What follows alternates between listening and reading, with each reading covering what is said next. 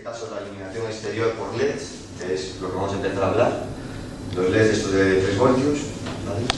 Podemos utilizar un PIC es ese que se ha quedado ahí con las patillucas, en el que vamos a poder programar, meter un programilla en el que decimos lo que queremos hacer con esa luz. Es decir, decimos apágate.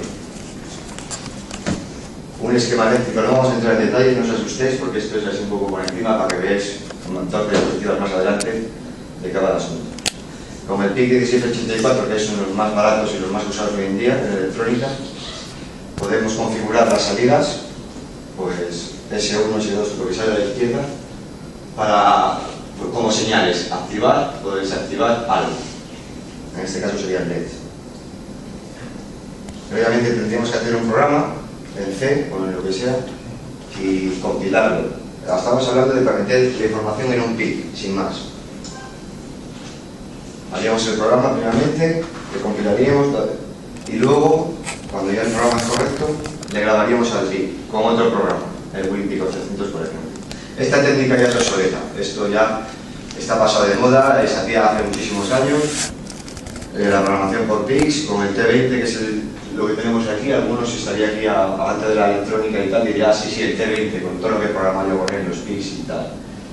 Bueno, pues al final es un poco engorroso, ¿no? Normalmente te tienes que hacer la placa electrónica, luego tienes que compilar el programa, luego tienes que grabarlo con otra historia, como metas el T20. Bueno, un poco rollete a la hora de... porque claro, hasta que llegas a ese momento te has tirado o has perdido 2 horas de trabajo. Y de gastos, pues hemos tenido de gasto 20 euros en total. Entonces, por 20 euros en total podemos comprarnos una tarjeta Arduino, que no tengo aquí ninguna, la utilizo en muchísimos modos, es una tarjeta así azul, ¿vale? No sé si alguna la conocéis. Bueno, en la que aparece en la foto, ese es uno de los modelos en concreto, el que lleva las megas, al final lleva un PIC programable, que es este que está ahí abajo. Y pues lo tenemos ya todo ahí, todo en uno. Ya tenemos la tarjeta hecha, tenemos un mogollón de salidas por la parte de arriba que vamos a utilizar, tenemos entradas analógicas, si quisiéramos meter potenciómetros, muchísimas cosas. Es una buena herramienta de trabajo a la hora de iluminar LEDs o actuar sobre cosas, con voltajes hasta 5 voltios. ¿Bien? Es un trabajo muy práctico, prácticamente con una protoboard y tal, pues unos pines, podríamos hacer pruebas de prácticas y ver dónde falla una cosa, voy a cambiar estos cables. Esto es una buena ventaja porque si haces un programa electrónico, una tarjeta electrónica, lo tienes todo soldado, porque algo te falla, pues tienes que desoldarlo y es un poco coñazo, ¿no? Entonces, la tarjeta Arduino para el tema de iluminación y para hacer pruebas de programas está muy bien. Es muy fácil de programar, ya te viene en la página web de Arduino el propio programa, el IDE, en el que desde un mismo programa hacemos toda la compilación y la grabación. Bueno, pues haríamos unas tiras de LEDs, unos LEDs con unos cables, positivo y negativo, entonces lo podríamos ahí tal como viene, y ahí en ese ejemplo son 12 LEDs. El inconveniente que hablábamos, aunque es una buena herramienta, comparado con el programarte un PIC y soldar ahí electrónica, sigue siendo a veces un tamaño grande. Depende de donde lo pongas, si lo quieres poner oculto en una caja, pues igual ese tamaño del Arduino, que ya es bastante reducido, pues es muy grande y no te vale. Entonces tenemos una alternativa que es la Pingüino 1.1. Yo esta tarjeta la conocí en Campus Party hace un par de años, un malagueño que la promocionaba y coño, pues hace lo mismo que el Arduino, tiene 12 salidas digitales, analógica está, lo puedes programar, lleva otro PIC, como veis ahí, otro tipo de PIC, y su botón de reset, al final es como 2 dedos, muy chiquitina, ¿vale? Si la tendríamos que ocultar en una bahía de por aquí que no se veía nada tal, pues viene muy bien, Pingüino 1.1, ¿vale? El resultado, estábamos hablando de efectos visuales hacia el exterior, ¿vale? Pues aquí, en este caso, un mod que hice hace unos años, le puse unas tiras de LEDs por la parte de delante, entonces los LEDs iban encendiendo y separándose en escalera, hacían efectos, el redondelillo luego hacía como aspas, le podías dar un efecto visual bastante atractivo. Y luego por la parte de dentro pues tienes todos los cables, puedes poner ahí la tarjeta Arduino como hice yo y ponerle un vinilo para taparlo un poco y disimular. Podríamos dar una iluminación exterior por este lado, muy chula. El mod que hemos traído este año, el Nexo, pues la torrecilla central esa que da vueltas, que da iluminación, pues la tenemos controlada por una tarjeta Arduino, podemos cambiar el tipo de iluminación, en aspas, en tal, mantente fijo. De hecho ayer por la noche, por la tarde estuvimos practicando un poco cambiando los efectos. Otro ejemplo que he utilizado con LEDs y en esas tarjetas Arduino o de estas ha sido el dragón este que presenté hace un par de años como móvil. en Campus Party, y los puentecitos esos que salen frontales y la parte de arriba pues están controlados por un PIC, ¿vale? Entonces yo le podía decir enciéndete todos como ahí, mantente 10 segundos, apágate, ilumínate en escalera, ¿vale? Hablando de iluminación exterior. Bueno, como os comentaba del nexo que hemos subido este año, Adrien Hub, en la parte central eso está solo iluminado, está controlado por un Arduino. Bueno, tenemos todavía más facilidad a la hora de iluminar nuestra caja con LEDs porque esto al final lo hacemos es LEDs solamente, estamos utilizando LEDs. Revoltec nos ofrece de la gama los Meteor Light, no he subido ninguno, he subido de los miones clásicos, al final sería como esto, pero lo que lleva por dentro es una tira de LEDs y ya viene con su cajita, con la programación, con 3 o 4 programaciones diferentes, es decir, que si no nos queremos complicar la vida ni con Arduino ni con programas, nos compramos una cajita de Revoltec Meteor Light, que sean diferentes colores, y con un botoncillo cambiaríamos el programa 1, el programa 2. El programa 1 pues, se puede iluminar todos, el programa 2 te escalona en los diferentes LEDs. En el Nexo mismamente, la parte del diamante que hemos utilizado para iluminar, llevamos ahí 6 Meteor Light, que no nos tiene que meter ningún Arduino ni nada, simplemente enchufarles a 12 voltios y dar el programa que queremos, y va haciendo unos efectos visuales él solo. Es lo más fácil y cómodo, estos millones andarán sobre 15-20 euros nomás, y la verdad, pues si solo quieres darle un poco de luz a tu caja y no complicarte sin más, es lo más fácil.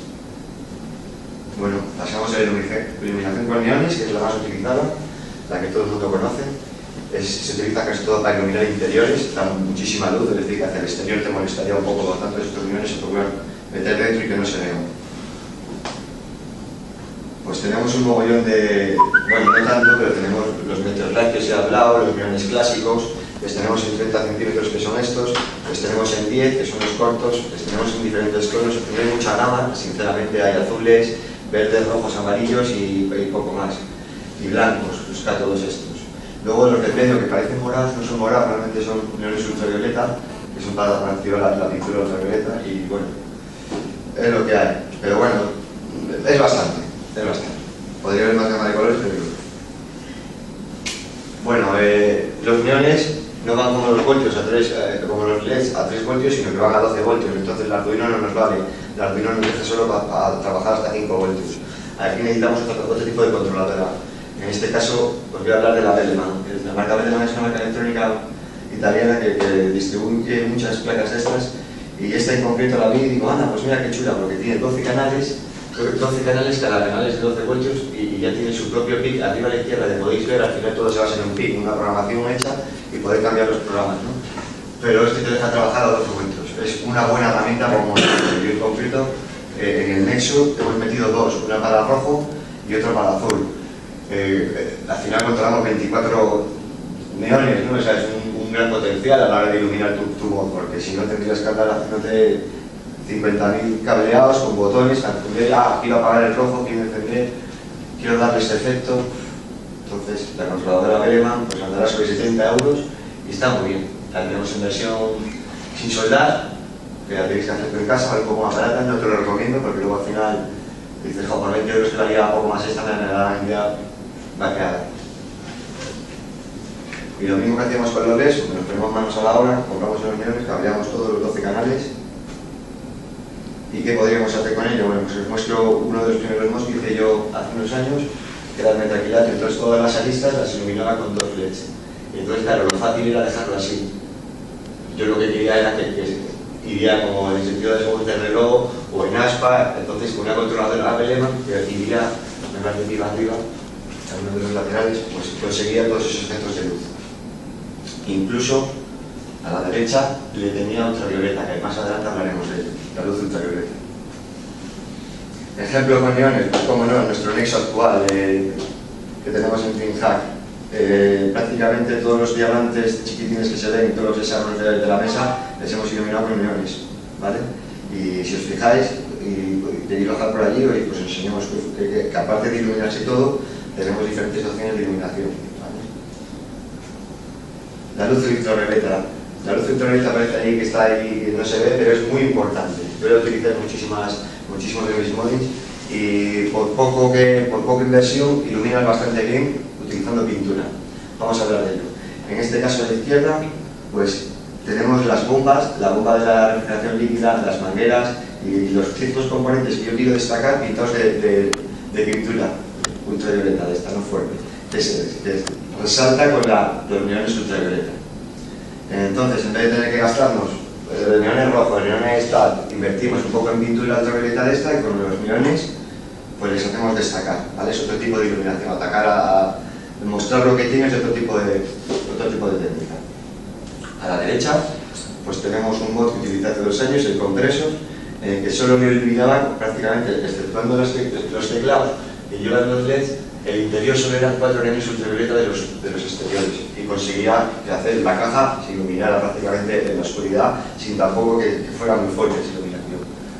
Y de hecho los ventiladores también eran reactivos a la ultravioleta y quedaban muy chulos. Tuve que poner el monitor por delante y tapaba un poco para el modo de integración, pero por la parte de atrás se veía muy bien así, en contraste con el morado ese de ultravioleta como el verde y tal. Era un efecto muy bonito.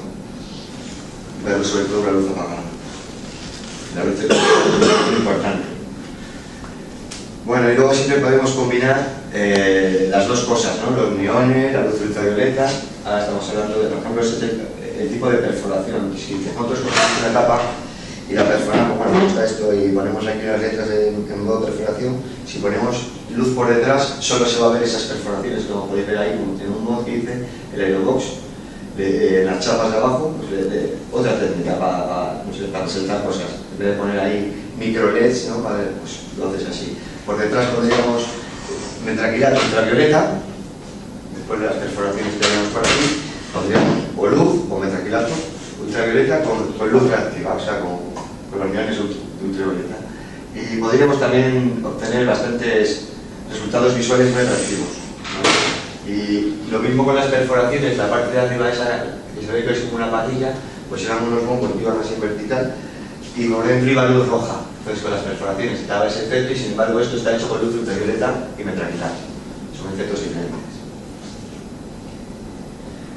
Bueno, pues podríamos con todo esto personalizar una ventana también. Ya no vamos a hablar un poco de iluminación, ya vamos a hablar de iluminación exterior, vamos a hablar de iluminación interior. Ahora vamos a ver qué podríamos hacer nosotros en una ventana como la de esta caja, aprovechando igual hasta este ventilador que nos molesta un poco a la hora de diseñar una ventana. Aquí este mod está trabajado por la parte superior y las ventanas laterales, los LEDs, ya le conocéis de la diapositiva de antes. Para empezar a hacer una ventana lo primero que tenemos que hacer es un diseño, ¿no? Saber lo que tenemos que hacer y sobre eso empezar a hacer, normalmente quieres hacer una ventana y quieres hacer un cuadrado, pero claro, si cortaríamos así un cuadrado sin más quedaría feo, ¿no? Eso no es muy profesional. Entonces yo recomiendo la utilización de coronas circulares en el taladro, que son esas que vemos a la izquierda, ¿vale? Esas que chupamos en el taladro, yo lo utilizo mucho, y donde iría, ahora parece eso que es como una parrilla o un colador, pero bueno, ahora en la siguiente diapositiva veréis, de hecho pertenece a esta caja, a esos cortes, ¿vale? Eso es, pues estos son pelos que he hecho aquí, ¿vale? Estas curvas de aquí, más o menos, si no es exactamente la de otro lado. Pues los primeros pasos es tener el diseño, y en este caso yo si quisiera hacer una ventana aquí, pues le haría un agujero aquí, otro agujero aquí, otro agujero aquí, para que luego al cortar las líneas quede más bonito.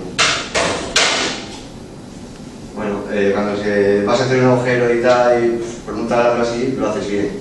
Pero si vas a hacer un montón de ellos, recomiendo un torno vertical si le tenéis. No, hoy en día hay un torno casi tiene todo el mundo en el garaje, o sea que... Y como eso es muy fácil de trabajar, ponéis una madera y en un momento hacéis los que queráis.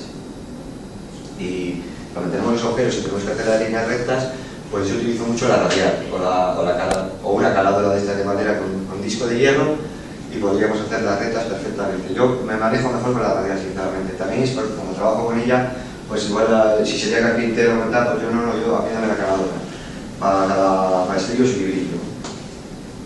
Bueno, pues ahí la diapositiva anterior que estaba, las dos anteriores, todos los cortes, pues ahora ya les hemos hecho con la rotaflex, las líneas y ya va cogiendo perfecto la ventana esa.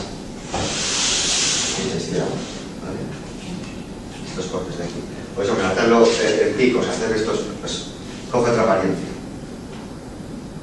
Corte diferente, otro corte diferente, claro, a veces si tienes la ventana lisa, pues puedes hacer los dos dibujos por el mismo lado, pero si tienes en este lado, en esta caja, es tan liso que aquí tienes esto de aquí, entonces igual no te viene bien para hacer el dibujo que tú querías, bueno, pues haces otro dibujo diferente, ¿vale? Es a montarte un poco a lo que tienes. De cualquier manera siempre queda bien. Y cuando ya lo tenemos todo cortado y preparado, pues lo que tenemos que hacer es prepararlo para pintar. Limar todos los bordes, dejarlo que no quede ninguna rebaba.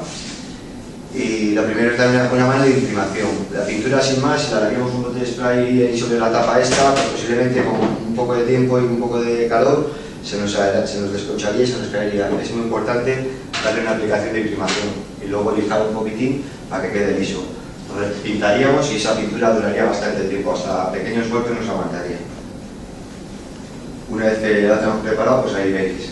En este caso he utilizado una pintura que es como de grafito, como de marmolina y queda bastante bien con una sola aplicación. Si no, tendríamos que estar utilizando, por ejemplo, primero un gris y luego un difuminado así lateral para dar algún efectillo. Otro ejemplo de ventana, este pertenece a un mod que hicimos en Euskal Encounter hace un par de años, con la misma técnica de siempre. Empezamos con los agujeros, luego los cortes rectos con la radial o lo que queramos hacer. Este es otro diseño, no es una parte de abajo rectangular y arriba dos triángulos para hacer una ventana. No va a hacer una ventana entera grande que para mí es un poco soso. Y la parte de arriba también la podemos perforar. Estas tapas de aquí que suelen venir muy lisas, las podemos hacer también diseños así. Lo importante es mostrar el Java, porque todo el mundo quiere, no, pues yo quiero ponerme tranquilato para ver la caja mía desde fuera, que hace ilusión ver las memorias. ¿No? Bueno, pues ahí está el ejemplo terminado, ¿vale? He combinado metraquilatos de dos colores. De una caja sencilla, bueno, esta no es tan muy sencilla, ¿no? Pero una caja sencilla y tal podemos conseguir cosas así, que nos alegran un poco a nuestro cuarto, ¿no? Y más si lo hacemos nosotros, que es lo bueno de hacer estas cosas, cuando lo haces tú, la satisfacción es el doble de mejor. Tenemos que combinar, no tampoco hacer ahí, bueno, pues hacemos aquí un tal y... No, utilizar diagonales, hacer cosas así, que luego queda muy bien, ¿vale? Por eso os decía que al principio hacer un buen diseño, pero coger un papel o lo que sea, pues me gustaría que quedara así. La pintura bifuminada que os hablaba, esto era de una sola aplicación, y esta, por ejemplo, le tenía que dar un poco ahí inclinado con las puntas, los laterales, el spray para hacer esos efectillos así. Bueno, este fue el mod campeón del año pasado en Euskal Encounter, el Fast Modding, que tienes 3 días para modificar una caja, y esta fue la caja ganadora en concreto, la mía. Y la hemos estado viendo cómo se ven los cortes laterales, las curvas, las rectas, la combinación de tonos. Y hasta aquí de modding vamos a hablar, ¿vale? La charla era combinada, como os comenté al principio, y ahora vamos a hablar un poco de overclocking. Lo que encontramos. Oye, si tenéis alguna pregunta que hacer ahora que es a tiempo, de frente al modding. Ahora bien. ¿Qué estabais? ¿Veis si tenéis el modding o el overclocking? Los dos. Vale. A ver qué hacéis. ¿Habéis hecho overclocking alguna vez? Así, pero sí. ¿Así? Así, todos los días. No, bueno, sí, como diapositiva la pongo al principio, para eso mismo, para hacer esto que tenéis aquí. Ese sistema 4 ways con 4 posts de tarjetas gráficas, input y tal, hay que ser un campeón en el overclock. O sea, yo mismo ahora mismo me las vería un poco putas para arrancar el sistema y hacer una buena medición, porque controlar 4 tarjetas gráficas con nitrógeno tienes que tener muchos ojos. Prácticamente esto hay que llevarlo entre 2 personas y otra persona prácticamente llevándote el nitrógeno. Bueno, vamos a hablar de ello poco a poco. Esto sería ya el toque del asunto. ¿Qué es el overclocking? Bueno, pues el overclocking, una definición traducida al castellano, sería por encima del reloj, ¿no? Algo por encima de su configuración de serie. Por lo tanto, el overclocking sería poner una máquina, cualquier cosa, a trabajar por encima de su configuración de serie. ¿Qué podemos overclockear? Bueno, cuando viene overclocking, las placas, no sé qué, las gráficas, bueno, se puede overclockear muchas cosas. Procesadores, placas base, tarjetas gráficas, memorias, portátiles, móviles, la PDA, una Raspberry Pi, una consola. Podemos prácticamente cualquier cosa que lleve voltaje, la podemos modificar. Nos vamos a centrar más en esta charla en el overclocking de competición, de placas base y todo eso. No vamos a overclockear móviles ni eso. ¿Y cómo empezamos? Bueno, pues vamos a empezar conociendo la BIOS. La BIOS es una herramienta básica del overclock y lo que todo el mundo tiene tendría que empezar a toquetear, mirar tu BIOS, conocerla, ver las diferentes posibilidades que nos da, porque no todas las BIOS son iguales. Ah, sí, esa pantalla azul, esa que sale cuando vas a suprimir o F2, ya, sí, esa es la BIOS. Para empezar, es lo mejor, conocer tu BIOS. ¿Qué podemos tocar en la BIOS? Bueno, pues en la BIOS podemos hacer de casi todo. Hoy en día, a menos que hace unos años, no lo veías tanto. Estaban las placas base normales y solo te dejaba toquetear 4 cosas: la frecuencia, el multiplicador y gracias, si te dejaba. Y hoy en día, hasta la placa más básica te deja toquetear de todo: frecuencias, voltajes, latencias, o sea, es...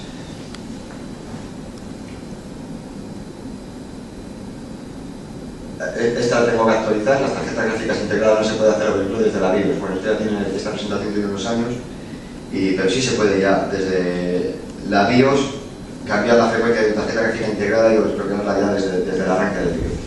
Eso lo tengo que modificar. Como os comentaba, podemos hacer de todo: subir, bajar frecuencias de trabajo, multiplicadores, voltajes, activar y deshabilitar componentes. Es muy importante. En el overclock a veces te sobra el sonido, te sobra el no sé qué, el USB 3 no interesa. Todo esto lo podemos deshabilitar desde BIOS antes de que arrancar Windows y que nos cargue todas las posibles. Pero, coño, mi BIOS es diferente. Yo todavía no tengo un i7, yo tengo mi Intel Core 2 y cuando le doy a suprimir no me salen la BIOS esas que estabas mostrando tan bonitas. Bueno, esas son las Wi-Fi BIOS que están muy de moda en las últimas placas y es lo mismo. A la derecha tenemos la BIOS azul que todo el mundo ha conocido desde siempre y a la izquierda la Wi-Fi BIOS. El único que cambia es la apariencia visual, hombre, y cada placa te deja toquetear unas cosas y otras. Pero al final la visión de la BIOS es la misma: poder toquetear antes del arranque. Aquí es en modo un poco más MS2 y hay un modo entorno Windows. Bueno, pues empezamos a toquetear con nuestra BIOS y dices, vale, sí, he cambiado el multiplicador, le he subido 400 MHz, he encendido el ordenador y me ha arrancado. Has hecho un arranque estable, que es lo que llamamos, que es lo más importante, porque dices, bueno, sí, me dejaba subir a 6000, pero le doy y no me arranca, claro.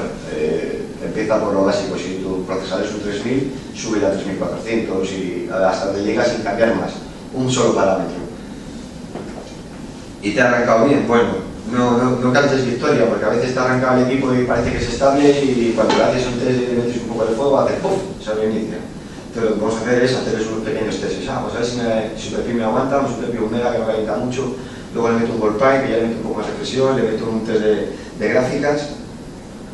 Tenemos testes de todo tipo para tarjetas gráficas, para procesador, para discos duros, para saber el rendimiento que tiene, ¿no? Pues dependiendo de lo que estemos toqueteando, pues le he subido solo la frecuencia de las memorias. Voy a hacer un test de memorias. Acabas de hacer un test de procesador o un test de gráficas y solo has toqueteado las memorias y quieres ver si esas memorias es estable a 2600 MHz. Y observar las temperaturas, cómo se comporta el equipo, si es estable sobre todo. ¿Cómo nosotros controlamos estas cosas? Bueno, pues utilizamos programillas para monitorizar datos, como el CPU-Z, que es para monitorizar el procesador, que es el programita que tenemos aquí a la izquierda. Algunos ya le conocéis, posiblemente, otros igual dices, pues mira, sí me sonaba de lo visto, pero no sabía para qué era. Nos habla un poco de todo: el tipo de procesador que tienes, la tecnología que utiliza, a cuánto está el procesador. Lo más importante está esta ventanita de aquí, que es la primera que miras cuando arrancas el procesador, pero dices, a ver si me ha cogido bien la configuración. Tú a veces configuras de la BIOS a 4000, a 5000 MHz, arrancas, ¡oh, qué bien, ha arrancado, es estable, tal! Perdona, das al CPU-Z y te pone no, a 3200, que sí, ha arrancado, pero ha cogido la configuración de serie y no te has enterado. Entonces, tú te puedes estar pensando que estás a 5000 porque habías cambiado la BIOS a 5000 y te ha arrancado bien, y no estás a 5000, suele pasar. CPU-Z. De la misma manera, toqueteando la gráfica, dices, ¿cómo tengo yo la gráfica, no? Pues tenemos el CPU-Z. Estos programas son gratuitos, te los puedes descargar de la página web, ¿vale? Lo pones en Google, tal, CPU-Z y hay actualizaciones cada mes. Y para la gráfica sería la derecha, CPU-Z. Podríamos ver lo mismo: la tecnología que está utilizando nuestra tarjeta gráfica, el tipo de memoria que es, la cantidad de memoria, la frecuencia, ¿vale? Las pestañitas de arriba, sensors y tal, pues le daríamos y veríamos las temperaturas de nuestra tarjeta gráfica. Bueno, luego ya cada tarjeta gráfica, cada placa igual te da más posibilidades de monitorizar, ¿no? Igual si tienes una placa que no tiene esos programas, pues puedes utilizar esto para ver. Estos y muchos más. Yo hablo de estos dos, ¿no? Son los que más utilizamos nosotros, son los bloques. Y eso era para monitorizar, para ver a cómo lo hacemos. Y luego para poner a funcionar las cosas, que para ver si es estable, pues utilizamos Teses hay un montón. Yo cuando empecé pues no había tantos, pero ahora si miras en Hardwarebot, que es una página de los bloques, tienes como 30 teses de procesador, no sé cuántos de gráfica, te aburres a pasar teses a un sistema, ¿no? Los más usados, el SuperPi. El SuperPi lo que te hace es calcular el número de dígitos del número pi, ¿no? El 3,1416 no elevado total. Pues la versión SuperPi tiene diferentes teses, ¿no? El 1 mega, el 2 megas, el 3 megas, el 32 megas. Bueno, ¿qué es eso? El 1 mega es que te calcula 1.000.000 de esos dígitos, ¿vale? Claro, para un procesador de 4 cores, calcularte 1.000.000 de dígitos del número pi es ras, te lo hacen en un periquete, o sea, no daría tiempo a hacer un test de decir, 0,3 segundos, matarla a hacer. Entonces, la serie se repite 19 veces, por ejemplo, este es el 32M, el test de 32M es el más largo, ¿no? Te calcula 32 millones de número de dígito pi, pero te lo hace 24 veces seguidas para que te dé un resultado de, no sé, 50 segundos y que sea contrastable con otro dato, ¿no? Pero consiste en eso, los números dígitos, los números del número pi. Es un test que no trabaja a 4 cores ni 6, prácticamente con un core y otro hilo le sobraría, o sea, podríamos deshabilitar de BIOS 4 cores, no, deja 2 que me va a sobrar, porque no, sacas mejor puntuación utilizando solo 2 cores. Y el test de la derecha es el World Prime. El World Prime es lo mismo, los números primos, lo mismo que el sistema pi, pero es más agresivo, utiliza los 4 cores, o le puedes utilizar los 4 cores, los 8 hilos que utilice tu procesador. Daríamos a Settings, a Advanced Settings, la ventana de arriba es el World Prime, si no la arrancas, te dice un poco tal, aquí tendríamos las dos opciones de pasar el test, el 32M y el 1024.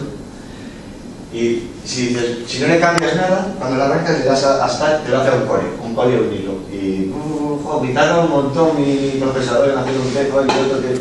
Claro, porque no las cambio que te haga el test a 4 cores. Le das a Advanced Settings, le cambias ahí el número de cores o hilos que quieres hacer, 8, y ya cuando des al World Prime vas a ver que te lo hace a la pastilla. ¿Vale? Estos dos test son para procesador, para ver si el procesador es estable. Cuando tú arrancas el BIOS, lo primero que harías es pasar el SuperPi, 1 mega, bien. Y luego ya el World Prime, ¡wow! A mí resulta que cuando meto los 4 cores ya no me es estable. Y lo mismo para tarjetas gráficas. Para tarjetas gráficas hay otro montón de tests, yo os he puesto aquí 2, el Unigine Hivens, que tiene 2 versiones para testear el DirectX 9 y DirectX 11. Haces el test, tal, y te da la puntuación. En este caso 5.249 arriba, ¿vale? Y luego tenemos el 3 de Val 11, que tiene 3 tipos de tests. El básico, el advanced y no sé cuál es el otro, performance. Cada uno es más agresivo. Tú haces el básico y bueno, pues te testea ciertas cosillas, pero ves que la gráfica tampoco se te calienta mucho. Sin embargo, haces el extreme, ese que tal, y bueno, ves que la gráfica se pone como que utilizar prácticamente a tope y hasta se queda corta cualquier gráfica para hacer un test de esos a tope de resolución y todo. Te cambia mucho la resolución y nos daría una puntuación. Bueno, y pues hemos pasado los diferentes pasos, hemos arrancado nuestro BIOS estable, hemos hecho unos tests, tal. Bien, ¿y ahora qué hago? ¿Apago otra vez el ordenador y vuelvo a arrancar? Pues sí, lo podrías hacer, pero podemos aprovechar que ya estamos en Windows para cambiar parámetros que también podemos, ¿vale? Lo recomendable no es arrancar a 6.000 MHz o a 5.000 y tal, no, lo recomendable es arrancar a una frecuencia más estable y luego de ahí ir subiendo y afinando un poco el asunto. Tenemos dos opciones. Si queremos subir el procesador, en este caso yo hablo de la placa Gigabyte, que viene el programa Haze Tuning, en esta versión es el 6, y desde aquí podríamos cambiar los multiplicadores del procesador. Están a 45, 45, 45. El procesador, por ejemplo, hablando de mi 7 que trabaja a una frecuencia de 100 MHz, para 5000 tendría que ser el multiplicador 50, para 4500 45. Entonces nosotros hemos arrancado a 4500, 100 por 45, por aquí podríamos cambiar a 46, tal. También podemos cambiar la frecuencia, ese 100 que trabaja en i7, por ejemplo los i7, los que ya Serica nueva, le podríamos cambiar a 101, a 102, entonces, pero no es muy recomendable, porque ahí ya se convierte bastante inestable. Yo lo empezaría cambiando el multiplicador, viendo hasta dónde me es estable el multiplicador, y ahí ya luego le subí un par de puntines a la frecuencia, que posiblemente ya sé que de ahí se acaba el asunto. No me va a dejar subir más de 102, 105. Tendría que ser como si se hiciera un pata negra de procesador para que te trabaje a más de 110 MHz. Bien, en el anterior también teníamos el 3 de Mar. En el MSI Afterburner. A la tarjeta gráfica es lo mismo. Bueno, mi tarjeta gráfica está a 1100 MHz, está que la arranqué ya y ahora quiero subir un poco más. ¿Qué utilizo? Pues en este programa de MSI Afterburner, aunque es de MSI, no es exclusivo de la marca MSI, para gráficas MSI lo podríamos utilizar con tarjetas True 3D, con Asus, con las que sea. Nos lo descargamos, es gratuito también, y podríamos con los deslizantes esos cambiar el core clock, 800, 1000, incluso la memoria, el fan y el voltaje. De serie, cuando descargamos el MSI Afterburner y tal, si no es nuestra gráfica MSI, no nos va a dejar toquetear el voltaje y alguna cosilla, nos va a salir como el nublado, ¿no? Y no nos va a dejar esa opción. ¿Qué hay que hacer? Hay que entrar en la configuración en msiafterburner.com. Me parece que la siguiente diapositiva lo digo, pero por si acaso lo digo ahora. Entramos en msi.com y donde pone overclocking mode es un 0, cambiamos, es un TXT, digamos, cambiamos a un 1 y reiniciamos. Y con eso ya se nos va a desbloquear estas cosillas que nos aparecían transparentes y nos va a dejar toquetear en nuestra gráfica. Bueno, cuando hemos hecho los tests, lo tienes que demostrar, no vale decir, pues sí es verdad, hice 7 segundos en el supervital o di 8000 puntos en el otro test. Tienes que demostrarlo y sobre todo cuando lo quieres demostrar en una página web, ¿no?, que te va a valorar esa puntuación. Tienes que hacer un pantallazo, el famoso pantallazo, una captura de una captura. ¿Cómo se hace una captura? Bueno, pues vamos a hablar de los dos, del de procesador y el de un test de gráficas. El del procesador sería el de la izquierda, hemos hecho un SuperPi 32M y nos ha salido eso, ¡pas! Esa ventana blanca de ahí y entonces lo dejamos ahí, no tocamos nada, no lo vamos a aceptar porque si la llevamos a aceptar ya no valdría ese test. Y sacaríamos como el CPUZ que hemos hablado que se presentaba antes, 3 instancias, 3 ventanas en que una ponemos la pestaña CPU, otra mainboard y otra la memoria, que es lo que casi siempre todo el mundo pone para reflejar el hardware que estás usando, a qué frecuencia estás utilizándolo y cómo sacas ese resultado. Si no tienes eso, posiblemente no te lo valide el resultado. Y ahí damos a imprimir pantalla, en el botón del teclado, imprimir pantalla, hacer una captura y hacemos un programa de capturas y lo guardaríamos con un P, un JPG, pues puntuación claro. Y eso ya es, el screenshot es lo que te piden en una página para demostrar que esa puntuación es así. Y en gráficas, pues poco más que hemos hablado del CPU, lo que pasa es que lo que cambia es el programa que hemos utilizado para testear. Sacaríamos 3 instancias del CPUZ e incluso una del GPUZ, porque evidentemente estamos utilizando una tarjeta gráfica, el CPUZ no te va a decir qué estabas utilizando. Sacamos las 4 instancias esas, imprimir pantalla y guardamos un JPG. Con eso ya nos valdría. A veces cuando entras en los top 10 de las cosas, te piden validaciones por el programa, es decir, tienes que dar una opción que tienes por ahí para validar, que te lo valida la página web y tal, ya, como que es más seria la cosa. Bueno, ¿qué pasa? Empezamos a hacer overclock, más frecuencia, y llega un momento en que si no tocas más que la frecuencia, no te deja subir más, evidentemente, se ahoga. Necesito más voltaje, si no me da más chichi, yo no puedo funcionar más rápido. Y el problema de más voltaje es más calor. Cuando el sistema ya no puede más, que tenga un pantallazo azul, dice, no puedo más, estoy a 70 grados, 80, 100, esto ya me estás abrasando. Y nos da un error. El típico pantallazo azul que todo el mundo dice, ¿qué le pasa, verdad? Y es un 0 por X, y me pone eso que he puesto stop. Bueno, pues he reflejado eso porque pone y termina en un 3B, ¿no? 0003B. Por favor, cualquier persona que es una pantalla que te asusta, para mí es una pantalla que me identifica cosas. Me dice, un error 03B, ¿qué me querrá decir el ordenador? Bueno, pues te está dando un BSOD-code. Si ponemos en internet BSOD-code, como veis ahí, nos va a salir una lista de errores que nos devuelve la motherboard, la BIOS y tal, y pasa esto. El 3B, si nos fijamos en la lista, le veis ahí. Nos dice aumento de V-core, lo que os decía, empiezas a toquear la frecuencia, que es lo más fácil de toquetear. He subido 200, 400 MHz, he subido un poco el voltaje, pero no me quiero quemar el procesador, entonces no, vas justo de V-core, dale un poco más de V-core. Quizás igual te da el D1 o el 104, el 124 y el 101 sale muchísimo cuando empiezas a tratar estas cosas. Normalmente pecamos de poco voltaje, porque claro, cuando sube mucho voltaje se calienta mucho y entonces preferimos dar poco voltaje. Lo ideal es que trabaje a mucha frecuencia con poco voltaje. Vale, necesitamos refrigeración. llega un momento en que nuestro ventilador ya no da más de sí. Y vamos a hablar un poco de sistemas de refrigeración. Hemos estado hablando de BIOS, de frecuencias, de TS, de tal, de todo esto, pero ya eso ya no nos vale para nada porque el problema que tenemos es interno o que el procesador necesita disipar. Vamos a hablar así por encima de las refrigeraciones líquidas, de aire, de agua y extrema, que son los tres tipos de refrigeraciones que vamos a poder utilizar. Muy por encima de las dos primeras, lo que se trata es echar de la extrema. La refrigeración por aire, la conocéis todos, los ventiladores de siempre, los disipadores, cerquites. Refrigeración por agua, lo clásico, antes hace tiempo no se veían, pero ahora todo el mundo tiene una líquida, un cooler de estos que ya tenéis lo montado, el motor, el radiador, las gomas, tal, no tenéis ni que complicar, le compras el 4 tornillos y lo tienes funcionando. El kit este de 3 de Galaxy, pues hombre, en las mangueras tal, quedan muy bonitas, pero también hay que pulgarlo y a veces es un poco tedioso, ¿no? La instalación de tu líquida, sobre todo cuando tienes los componentes ahí que dices, uy, a ver si se me va a mojar algo, a ver si me va a romper.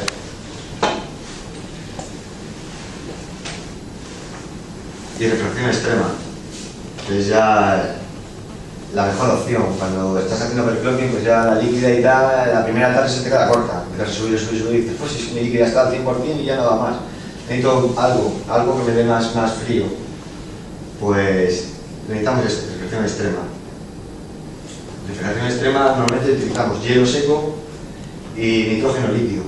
Para manejar esto hay post para CPUs. Los pots es una palabra inglesa que es bote, es un bote, ¿no?, de metal, que vamos a poder ponerlo en quitar nuestro ventilador con nuestra refrigeración líquida y ponerlo así. Y desde aquí echaríamos el nitrógeno líquido o el hielo seco, tal y como lo tenemos aquí preparado. O sea, esto no se puede hacer con la caja ahí ni con los alambres puestos, esto lo tenemos que hacer así. ¿Vale? Post para CPUs sería este que tenemos aquí. De la misma manera, tiene forma cuadrada porque como van aquí y si luego ponemos dos, pues nos ocuparía un montón, pero sería lo mismo. Tenemos el disipador de serie que viene una tarjeta gráfica, pondríamos los tornillos. Ya hablamos ahora más de cómo pondríamos todo este asunto, lo pondríamos ahí.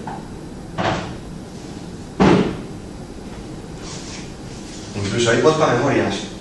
Algunas memorias vienen con los disipadores muy largos y tal, como esta, entonces es complicado ponerlas, pero otras que vienen lisas, hay unos pods, que son unos cubos, no tengo aquí ninguno, no sé como si sería esta parte de arriba, cortada por aquí, esos recipientes así, y ahí seríamos nuestras memorias y echaríamos ese nitrógeno ahí para refrigerar nuestras memorias. Y luego estamos hablando como de herramientas, ¿no?, de materiales que podemos utilizar. Los Depot Rangers, que aquí no tengo ninguno, lo tenemos en la furgoneta para la exhibición de mañana, que es donde cargamos el nitrógeno. Aquí sería una caja para hielo seco. Es otra herramienta más, otro necesario. O sea, si tienes esto, necesitas lo otro. No puedes transportar el nitrógeno en ningún otro sitio que más en un Depot al mundo. Tendríamos, si no nos queremos complicar mucho la vida, porque sinceramente esto vale una pasta, el Depot ni te cuento, el nitrógeno no te lo regalan a 4 euros el litro, o sea, es un deporte muy caro. Podemos conseguir buenos resultados y bajar bastante la temperatura con un single stage, una SS que se llama. No tengo aquí ninguna máquina, lo utilizaba mucho en Euskal. Al final es como un compresor que viene con una manguera y enchufas al procesador. Le metes 220 de corriente y como una nevera. Empieza a enfriar, sí, te enfría bastante bien el procesador. Llega hasta menos 40, menos 45 grados, lo hemos estado trabajando con ella, pero está bien como alternativa, no gastar mucho dinero, pero si lo que buscas es hacer un world record y tú lo que quieres es trabajar en un procesador de 6 cores, se te va a quedar corta ya ese sistema. Incluso hasta con un 4 cores y un par de gráficas ya la máquina no va a decir, como estés mucho tiempo dándole, nada, al final es para hacer unos tests simplemente ahí en casa, darle a 220 y no complicarte y tal. Y luego tendríamos la water chillers, que es lo mismo que el sistema SS, que es un sistema de compresión y expansión de gas, pero por agua, es un sistema mixto, water chiller, ¿no? Este es un sistema que tengo yo, a modo barato, un compresor de nevera de la derecha, un radiador de la líquida y de ahí paso al procesador. Pues yo creo que en vez de enfriar directamente el procesador con gas, enfrío mi líquida. Es menor, da menos rendimiento, evidentemente, pero bueno, con un enchufe 220 consigo tener menos 4 grados, que es ya bastante interesante. Ya tienes bastante más margen que con una líquida convencional que te trabaja a temperatura ambiente, de ahí no vas a bajar.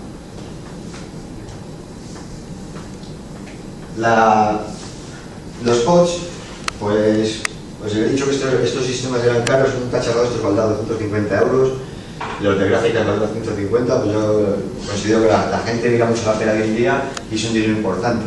Hombre, cuando estás metido en el mundillo y trabajas con gráficas de 500 euros o plata, pues esto se te hace poco, entre comillas, pero yo cuando empezaba todo esto era muy caro y me lo tenía que hacer. Y me los hacía con tubos de cobre de 35-42 milímetros, tubería de cobre, unos tapones soldados, y para trabajar hielo seco, que es hasta menos 40 grados y tal, menos 50 grados conseguir con hielo seco, era ideal. Para un procesador de un Pentium 4 o lo que sea, si no, ¿para qué te vas a gastar 150 euros un cacharro de esto si tú lo que quieres hacer pequeños flirteos con el overclocking y no que, ay, vamos a dejar hielo seco, que hemos comprado no sé qué, bueno, un tubo de cobre os apañáis. Luego ya podríamos tener de aluminio, ¿vale? Como son ustedes, los que veis aquí, esto les he hecho yo. Hay una charla completa que tengo por ahí a su cuenta el otro día de cómo hacerles a mano, pues esto me lo he hecho yo. Y es una alternativa de aluminio, ¿vale? De aluminio. Está bien porque si te les quieres hacer, es muy fácil de trabajar el aluminio en comparación con el cobre, sobre todo a temperatura de fusión. El aluminio se funde a 800 grados y esto a 2000, ¿sí? O sea que conseguir fundir el aluminio y hacer una sopa es relativamente más sencillo que fundir el cobre. Evidentemente, para overclocking lo que interesa es que tenga masa, que pese, que tenga, ¿vale? Poder de estar congelada una pieza ahí que no exquisite. Es mejor el cobre. Según los usos, si queremos utilizar nitrógeno líquido, lo que interesa es que tenga mucha masa porque si no enseguida se nos va a congelar el pot. Y para hielo seco, lo que nos interesa el hielo seco son como piedrucas y tal, que lo que tenemos que hacer es como una pequeña sopa y tal, con acetona, nos interesa que sea más hueco, ¿vale? Aquí tenemos el mismo pot de aluminio, pero uno es para nitrógeno líquido, que es como más macizo por dentro, y otro es como más hueco, que es un poco vaso cuba libre. Si tenemos que hacer aquí hielo seco, entre las piedrucas y no sé qué, pues tropezamos con todo y nos interesa que sea más hueco.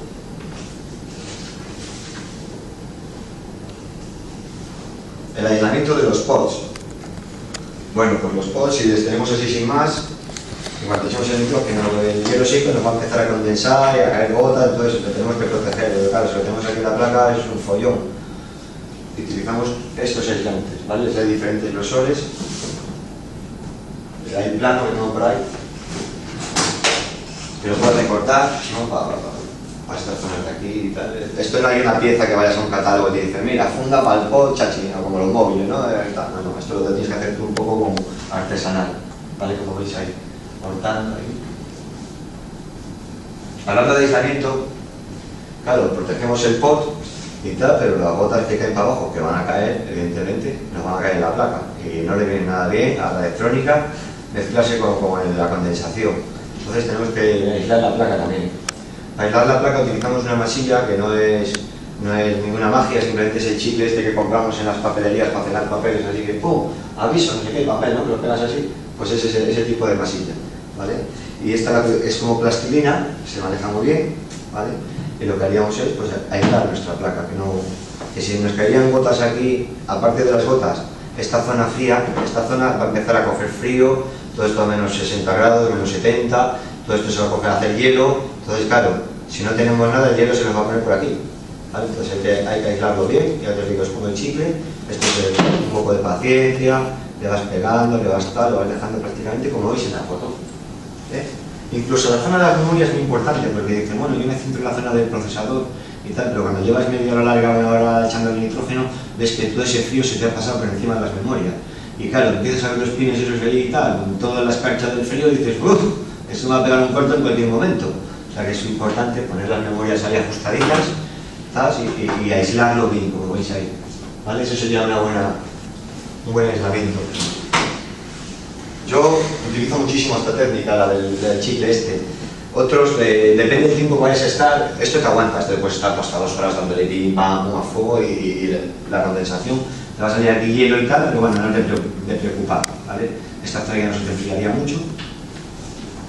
Pero se pueden poner como unas bayetas, incluso yo creo que son bayetas, es como esto, todo el mundo dice, no, esta pasta, esta masilla que es mágica, tal, pues es chicle esto de... hay una bayeta, le tiramos mucho sobre bloques, haces aquí el cuadradillo, si vas a estar media hora haciendo una exhibición o una cosa rápida, no te apetece ahí y tal, pues la pones, al final es aislar un poco esa zona. En media hora haciendo el bloque no le va a dar tiempo a que todo eso se coja frío, entonces, una bayeta, haces un agujeruco, hombre, incluso cuando veníamos para acá, siempre se te olvida algo, ¿no? En las partes y te hacen, no, que me parece que se me ha olvidado el foro de los posts y tal, ¿qué hago? ¿Qué hago? Pues me decía Hernán, mi compañero, me decía, no, te preocupes, le ponemos unas bayitas así enroscadas y tal, que eso nada, eso lo hacen así y tal, o sea, pues tampoco pasaría nada. Lo mismo para la tarjeta gráfica, cuando trabajamos con la tarjeta gráfica, esto es lo mismo, si es una zona fría que está en los 60 grados y tal, en contacto con esto, evidentemente, esto se va a poner congelado, enseguida, en cuanto empezamos a trabajar. Tenemos que coger la misma masilla y una vez que tengamos el pod colocado, pues ir aislándolo todo. Así ve bastante el antes y el después, ¿vale?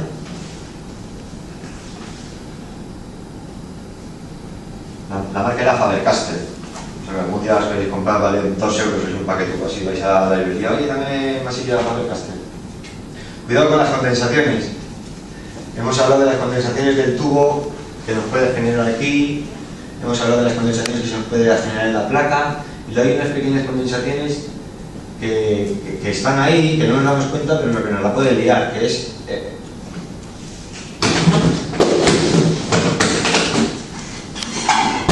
este chisme, el que utilizamos para echar el nitrógeno nos viene en un bidón grande, de ese le pasamos a un bidón más pequeño, de ese bidón más pequeño lo pasamos a este termo, y sobre el termo trabajamos, y claro, cuando llevas media hora trabajando como en el termo, toda esta zona de aquí tiene condensación, tiene la escarcha ahí y tal. Y al principio pues no te molesta, dices, vale, tal. Pero claro, ahí viene el problema. Llega un momento que haces así y la gota que estaba por aquí tal, te hace ¡pas! Y te pega justo ahí donde no querías que pegara o te ha hecho el corto. A mí me pasa a veces, es decir, ¡pum! ¿Qué ha pasado? Pues la gota esa que había por ahí, que se ha caído por abajo en una malaria o que ha metido 12 voltios. Bueno, pues hay que tener cuidado con eso. ¿Qué hacemos con eso? Incluso la tapa del pot está aquí, amarrado ahí con los tornillos y tal, y aquí se empieza a generar condensación, y esa condensación que no te molesta al principio, luego ya solo hace, ¡paf! Se cae o...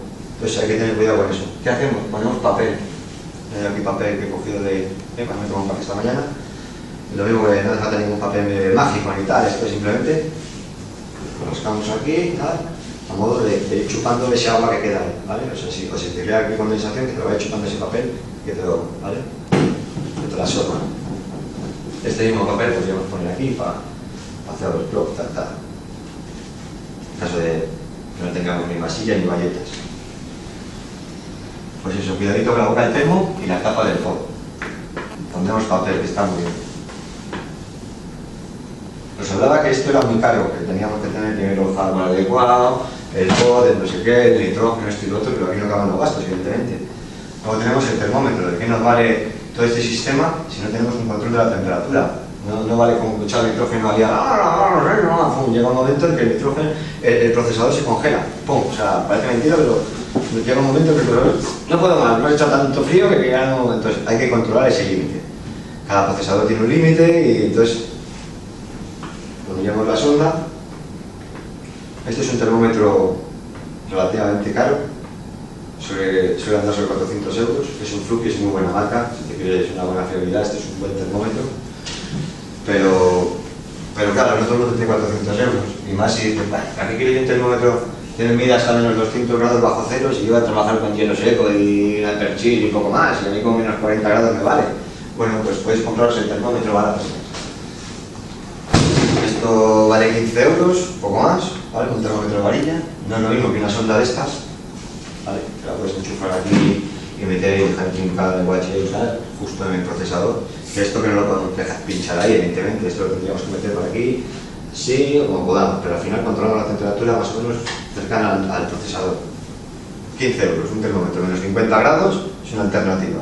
Dices, no, yo quiero ser profesional, yo quiero tener nitrógeno, no quiero ir, joder, no puedes ir a un evento de estos con un termómetro de estos, queda como, entonces te tienes que comprar un fluke, incluso dices, no, que tampoco tengo 400 euros, macho, pues les hay en eBay y tal, si miras termómetros hasta menos los 200 grados, son de acá, por 30-50 euros te le compras, evidentemente, marca china o marca tal, pero es un termómetro. Yo me compré este más que nada porque como me fijaba en los demás y veía que todos los demás tenían fluke, digo, pues fluke, ¿qué vamos a hacer, no? Está muy bien porque tienes para dos sondas, ¿vale? Llevas dos sondas K, que si te interesa una el procesador y otro la gráfica, pues los tienes los dos en la pantalla, está retroiluminado, incluso en circunstancias de oscuridad que accione pasar, pues puedes ver bien las temperaturas. Bueno, vamos a hablar de un montón de cosillas, de aislamiento, de vídeo, de placas, de tal. Vamos a hablar de más cosas. Un ball mod. Llega un momento en que el hardware no da más de sí por su configuración de serie, es decir, una tarjeta gráfica, por mucho que le quieras ya subir, como en el Afterburner, más de 1,3 voltios no te va a dejar. O el voltaje que da el procesador de cierta placa te deja subir la BIOS 1,8, de ahí no te deja pasar. ¿Qué tenemos que hacer? Pues plantear ese límite con un buen mod, una resistencia variable al final es coger esa línea que te está regulando el voltaje y puentearla con un regulador de voltaje que es una resistencia variable, no es ninguna historia, esto vale nada, 60 céntimos, ¿vale? Te va regulando, te va dando más resistencia por un lado que para el otro. Lo que hacemos es, pues lo que os digo, puentear ese límite de 1,3 voltios que va a la gráfica para nosotros luego regularle a nuestro antojo. Cuidadito porque ya como ya no tienes límite, te la puedes cargar más rápidamente. Uy, se me fue el dedo, 1,6. Primer que tomar por culo la gráfica. Hay que tener mucho cuidado con estas cosas, porque ya te estás pasando por encima de todas las seguridades del hardware. Incluso podemos hacer ball mod de las gráficas, de las memorias, del procesador, o sea, a cualquier cosa que le lleve un voltaje le podemos poner el puentecillo. Lo que hace falta es buscarte los sistemas eléctricos, los sistemas del asunto. Yo cuando me di este modelo de gráficas, las 580, pues evidentemente, o eres un especialista en la electrónica y te conoces muy bien esa gráfica o no vas a poder hacer el puenteado ese. Bueno, pues seguramente en los foros de overclocking y tal, que pongas tu modelo de gráfica, te van a decir dónde tienes que hacer el puente perfectamente. Pues tienes que coger una resistencia de 50K y hacer el puente con este pin de aquí que te miras y dices, pues sí, mira, te sale ahí, pum, con este otro y el GND. Entonces sigues el esquema y te consigues modificar tu tarjeta gráfica para poder meter más voltaje que te viene limitado ya de por hardware, por software. Ball mod, esto es una tarjeta con ball mod, la que veis aquí, ¿vale? He hecho este chisme de aquí y este pastón que le he puesto aquí pues es para controlar el voltaje y la frecuencia, ¿vale? Los voltajes, todo eso son voltajes de la memoria y de la GPU, ¿vale? Le pongo ahí el polímetro y me está diciendo, pues la tienes a 1,2, subo un poquitín ahí, estoy para la derecha, 1,3, ¿vale? Porque si no, claro, como veis que la resistencia vale de 1,3 o 1,5, mientras siempre.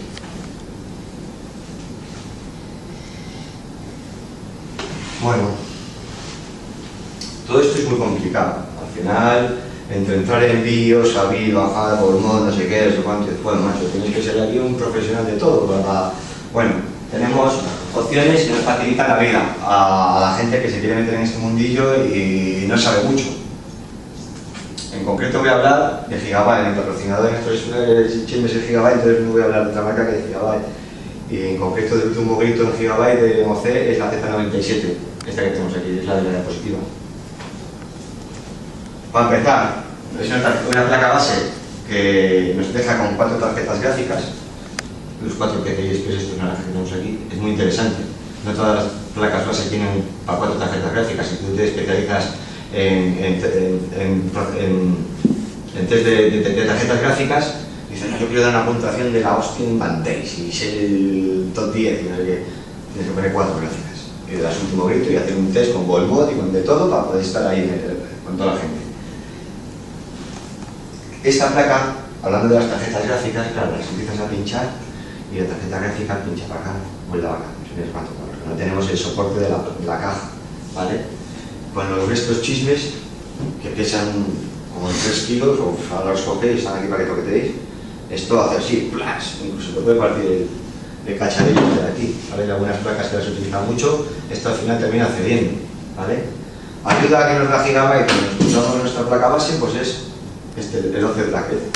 Esto lo encajas aquí en los objetos que vienen de serie, las plus, en 2 minutos, y aquí ya podemos encajar nuestra tarjeta gráfica con los tornillos y ser estable el sistema, ¿vale? No se nos va a caer ni para acá ni para allá, está muy bien. Primera ayuda. Lo que os comentaba un poco, nos va a dejar 4 tarjetas gráficas conectar y tiene móvil de PCI Express 3.0 a 16X, a 8X, bueno, aquí tienen un poco de diferentes configuraciones que podemos hacer a la derecha. Y luego el panel, el OC Touch es esto que está aquí a la derecha, aquí, que veis aquí, que hay un mogollón de botones, parece ahí esto. Y ahí es una gran herramienta. Ahora vamos a hablar un poco de ello, vamos a poder cambiar las frecuencias. Eso que hacíamos desde BIOS, de que subíamos 200 MHz, no sé qué, y luego ya cuando éramos estables desde un programa en Windows, subíamos y tal. Bueno, pues lo más fácil es que toquetemos cualquier cosa, a mí me ha pasado, y la estabilidad se va al garete, se te queda congelada la pantalla y dices, si solo he tocado una décima, ¿cómo puede ser? El programa es inestable, por a mí los programas nos dan mucha inestabilidad. Sin embargo, con otros de la competencia, igual también más inestabilidad, pero menos, ¿vale? Depende igual cada procesador y a cómo sea el test de agresivo. Bueno, pues con este panel podemos subir la frecuencia. Dices, bueno, tengo que darle 800. Voy aquí, pum, al más, y te sube el multiplicador 1. De 49 te pasa a 50. ¡Ay, que bien, es estable! Otro, pum, 42 o 53. ¡Ay, qué suerte! O incluso puedes cambiar ese rango. No, voy a subir la frecuencia. El 100 ese que teníamos, le voy a subir, pum, 1, 101. 102 o 110, tal, le va subiendo la frecuencia también. Tienes 2 bases, más y menos. Los 2 más y menos es rey, ¿vale? Incluso el rango, no quiero que suba un por 1, quiero que suba un por 3, porque claro, ya estás afinando y ya tienes a 6200 y sabes que 6300 no te entra. Sabes que cuando le das al otro tampoco te entra, pero sí le puedes cambiar el rango, que en vez de subir 1, suba 0,3. Le das ahí al gear, y te cambia y te sube un pelín menos cuando le des a la frecuencia. Entonces es para afinar ya, ¿vale? Es una buena herramienta no todas las placas te vienen con este sistema. Incluso te viene con el botón de encendido, el botón de reset, unos cuantos botones que vamos a ver ahora. Bueno, aquí vamos a hablar de 3 cosas. De 4, los botones que ya os he hablado un poquitín, el power, el subir la frecuencia, el gear, el turbo que te coge, tú que te das el botón de turbo, lo arrancas y él te coge como la mejor combinación para tu procesador y te le arranca ya un poco el overclock moderado. 4600, considero que está bien. No es agresivo, es decir, te hace un overclock muy bajo, pero bueno, para arrancar así un poco más fuerte, pues está bien. Luego tenemos estos switches que vemos hoy, pues son muy útiles, porque con uno nos va a dejar quitar PCI Express, lo que hablábamos al principio, cuando te metes en este proyecto, llega un momento en que dices, ¿para qué quiero los 4 PCI Express que me enciendan si solo voy a utilizar una gráfica? Lo que tengo que deshabilitar, desde la BIOS no puedes, es un rollo. Pum, hacerlo así, le quitas los 3 llantas esos, de las 3 gráficas que quieras quitar, o 2, y solo te va a arrancar con eso. El hardware, evidentemente, da un poco más de rendimiento. En un test de tal, quitas esas cosillas y si dabas, ojo, un poco más de rendimiento. Si dabas 18.300, igual das 18.323. Pero con esos 23 has conseguido ganar al lado. Vale, o sea, solamente con quitar esos llantos. Incluso las memorias. Dices, joder, es que yo trabajo solo con 2 memorias, ¿para qué quiero 6, 4, tal? Podríamos deshabilitar los bancos de memoria de la placa. ¿Vale? Están muy bien esos llantos. Lo que os hablábamos de ayudas, ¿no? Sabiendo que eso está ahí, pues a poco conocimiento que tengas de esto, en cuanto toqueteos, consigues subir tu frecuencia de todo y hacer una buena marca. Luego, los USBs, eso que estamos a la derecha, pues esto es una cosa que viene hace poco en las placas, que pone overclocker como yo, lo digo, pues nos viene muy bien, porque cuando estás con esto, con todos los cables, la fuente, no sé qué, el poder, esto y lo otro, ¡guau, pantallazo! Espera, lo voy a guardar, el USB y tal. Me cago en Dios, tengo aquí una pila de cables de la hostia, y tocas el ¡bla! Se reinició, joder, qué faena. Ahora ya, le moviste el cable. Sin embargo, tienes un USB aquí, a la derecha, que este USB está vacío, chufas, te reconoce igual, ¿vale? Están muy bien pensados estos USBs, nos ayudan mucho. Sobre todo cuando has intentado meter por aquí se está reiniciando. Y luego tenemos ahí un botón, un rayito de tormenta, que también es muy interesante para overclockers. No hemos hablado de full boost y tal, cuando llega un momento en que te pasas de frío, ¿no? O sea, estamos luchando contra el calor y te pasas de frío, de la hostia. Pero es así, llega un momento en que el procesador se congela y cuando te pasas, te pasas. O sea, si tienes que el límite es 100 grados bajo cero, has hecho nitrógeno, no sé qué, se te ha reiniciado, ¡plas! ¿Sabes?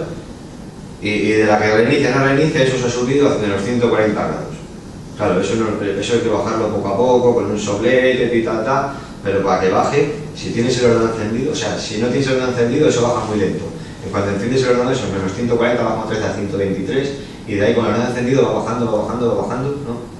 Y se va calentando otra vez esto. Bueno, pues este botón lo que nos hace es mantener el sistema encendido, pero sin darle el voltaje de cuando le has estado dando con la BIOS, que le mete 1,7 voltios al procesador y las frecuencias que le da la configuración, no. Es simplemente te mantiene activos los ventiladores y poco más. ¿Para qué? Para que genere calor y eso de bajarte la temperatura de que te has pasado vaya más rápido. ¿Vale? Es una gran herramienta, porque claro, yo lo he visto en las circunstancias y cuando te pasas y joder, y das al botón, y 0-0, 0-0, claro, el procesador se ha pasado, no te arranca hasta que va. Y entre el soplete y tal, pues queda 15 minutos. Sin embargo, das al botoncillo, tal. Aparte del overclocking, ese botón viene muy bien, lo ponen en las especificaciones de la página web, para modders. A modders que les gusta tener como yo la caja así exponiendo y tal, pero tampoco quieres tener el sistema encendido y el ordenador ahí a lo tonto, exponiendo y encendido a lo tonto, le das a ese botón.